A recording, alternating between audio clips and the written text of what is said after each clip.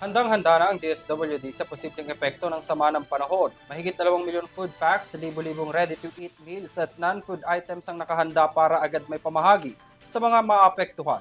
Kasama ang LGUs, tiniyak ang mabilis na distribusyon ng ayuda. Si Dan Duhilio magbabalita.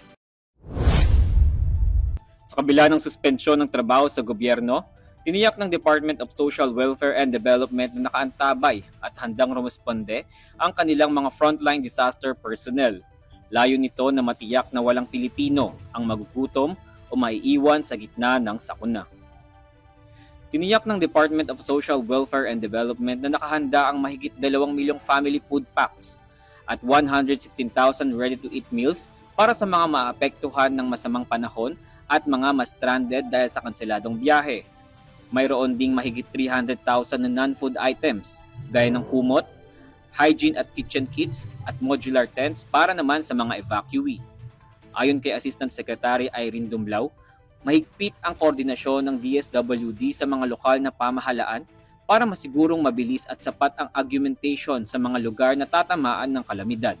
Giit niya, mahalaga ito para matupad ang panawagan ng Pangulo na walang Pilipinong magugutom sa gitna ng sakuna. Batay sa Pag-asa, may namataang low pressure area sa silangan ng Catanduanes habang patuloy ang epekto ng habagat sa Luzon, Visayas at Mindanao. Nakataas na rin ang mga flood advisory sa 13 regions, kaya muling nananawagan ng DSWD sa publiko na manatiling alerto at sumunod sa abiso ng LGUs. Para sa DSWD, mabilis na aksyon at tamang koordinasyon ang pinakamahalaga para masigurong ligtas at may sapat na ayuda ang bawat mamamayang Pilipino sa panahon ng sakuna. Para sa EuroTV News, Dan Duhilio, sumasaludo sa bawat Pilipino.